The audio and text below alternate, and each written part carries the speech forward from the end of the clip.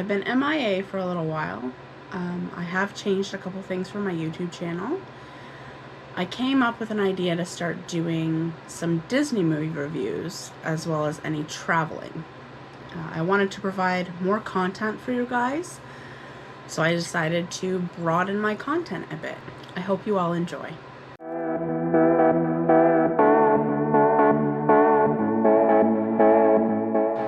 I'm going to start with a movie that not a lot of people talk about. I have been following a lot of Disney content lately, and I haven't really heard this movie be mentioned yet. I think they mentioned it once in a podcast that I'm listening to. It isn't one of my favorite Disney movies, but I do remember watching it as a kid. I do know I watched it a few times because I do remember it. I didn't remember the plot fully, but I do remember watching it. And that movie is The Fox and the Hound, right behind me here. Now, I hadn't seen this movie since I was a kid. I'd say probably I was around the age of 8 years old. All I remember is that it's about a fox who befriends a hound dog. They become friends and they start playing along when they're really young. Eventually they do come against each other at some point in the movie. So let's dive in. I did take a little synopsis from IMDb, just about what the movie is about. So a little fox named Todd and Copper, a hound puppy, vow to be best buddies forever. But as Copper grows into a hunting dog, their unlikely friendship faces the ultimate test. The cast for this movie is Mickey Rooney. He is the voice of adult Todd. He's also in Pete's Dragon and A Night in the Museum. And I was shocked that Kurt Russell voices adult Copper. Loved him in The Christmas Chronicles. I know that's not Disney, but it's a really good movie. It's a good Christmas movie. There's 2 of them out. So anyways, just a side note. There's also Pearl Bailey. She's the voice of Big Mama. And Jack Albertson is the voice of Amos Slade. Jeanette Nolan voices Widow Tweed. Corey Feldman is the voice of Young Copper. And Keith Cogan is the voice of Young Todd. So that's our cast for the movie. A few names there that I recognize. So, I mean, a lot of you movie buffs and people who love, have favorite actors and stuff like that just love the movie industry and love learning about it, would know some of those names. This movie, I was surprised. I thought this movie was released when I was a young kid, like in the early 90s. But this was released in July 10th of 1981. The most popular music in the movie is A Huntin' Man, Appreciate the Lady, Best of Friends, Goodbye May Seem Forever, and Lack of Education. That one's a funny song. I actually enjoy that one. All the music is by Buddy Baker in this movie. This movie is based off a book with the same name by Daniel P. Maddox. I've never read the book. I'm not sure if it's like a children's book. Probably is, but I've never seen it. I never even knew it was a book until I did some research on this. So yeah. The Disney animators that made this movie would also go on to make The Little Mermaid and Beauty and the Beast, which is my absolute favorite movie. It was the first VHS that I ever got as a kid. I remember how excited I was. I had a bunch of paraphernalia for that movie. Yeah, but that'll be another movie review, because I could review it without even watching the movie, because I've seen it so many times. So anyways, we're gonna get back to The Fox and the Hound. So the production on the movie began in the spring of 1977, but it was delayed due to the animators working on this production. There was a mixture of some new animators and animators that had worked for Disney for years. And essentially the longtime animators were unhappy at Disney Studios because they believed that the movies that were being made should be more in line with the style and quality of what they called the golden years. So they wanted to set up their own studio and produce movies that were more in line with the golden years in quality.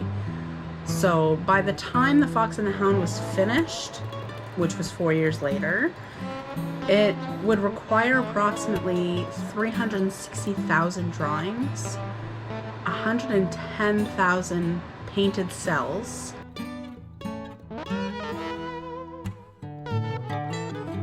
1,100 painted backgrounds, and a total of 100 people, including 24 animators. The movie was the 8th highest grossing film in 1981 and was the 2nd highest grossing animated film of the year. The film's success helped to solidify Disney's position as a dominant player in the animation industry. The movie was re-released theatrically in 1988 and released on video in 1994, which, side note, is probably why I thought it came out when I was a kid, because that's when I probably would have gotten the VHS tape, was around that time. Again, this isn't one of my favorite movies. I had honestly forgot about it until we got Disney Plus. But I would rate it about a 7 out of 10. It's definitely a movie that teaches kids, it teaches us that when we're kids how innocent we are and how we don't have any prejudices or anything, racism, any of that stuff, until it's been taught to us. And that's basically what this movie's about. So it's great to teach your kids those lessons in life, to not have prejudices against one another. This movie does show breaking that thinking pattern. So it would be a good movie for kids to watch, possibly adults too, to learn that we shouldn't have prejudice towards one another. At the end of the film, Copper does protect Todd, because Todd ends up protecting them. He fights a bear at the end of the movie that kind of attacks Copper and Amos. So yeah, at the end of the day, that friendship that they started when they were super young overtook that prejudice that was instilled in him from Amos. I did have a random thought during the movie though. All the animals in this movie talk. So there's an owl who's Big Mama, and there's 2 birds. There's a woodpecker and I think it's a sparrow, and Todd and Copper, and I'm forgetting the other dog's name, but yeah, there's another dog too. They all talk, but when the bear comes into the scene, it doesn't talk. So I don't know why that is. Maybe there was a reason for it. But yeah, side note, random thought that I had during the movie. I had no idea that this movie was made in 1981. Well, released. I shouldn't say made. It was starting to be made in 1977. But before I looked it up, I had guessed it was around the time when I was a kid. But I was completely wrong. Then again, when I was a kid, I didn't really pay attention to when movies were released and stuff. I probably didn't start paying attention to that until I was in my teens. I do remember watching it as a kid. I didn't remember how it ended when I first started watching the movie, but as I was watching it, it was all starting to come back to me. What I didn't understand in the movie was why Widow Tweed took Todd to a game reservation. I understand what a game reservation's for. It's to protect wildlife from hunters, essentially. These people who are very determined to do what they want to do, they're going to do it. They don't care about rules and all that kind of stuff. Which is essentially what happens in the movie. I mean, poor Todd. What a shock to him. He was raised inside a house, and then he's thrown outside in the cold. And of course, there's a storm that happens, and he meets these awful animals. I felt for Todd. I really did. My least favorite character in this movie was Amos. And that probably was done on purpose for the movie. He just was, he was just set in his ways. He was very, like a very strong hunter personality. Wants to hunt anything that's living, basically. And he didn't really seem to have respect for women either. Again, that probably was done on purpose. So, well done, Disney. Well done. I love Widow Tweed, though. She just gives it right back to him. There's one scene that she's driving along the road. It looks like she's going to town to go sell her milk. And Amos is chasing after Todd because Todd got into something else. I can't remember what it was the second time, but he ends up trying to shoot Todd, and he ends up shooting her canisters of milk.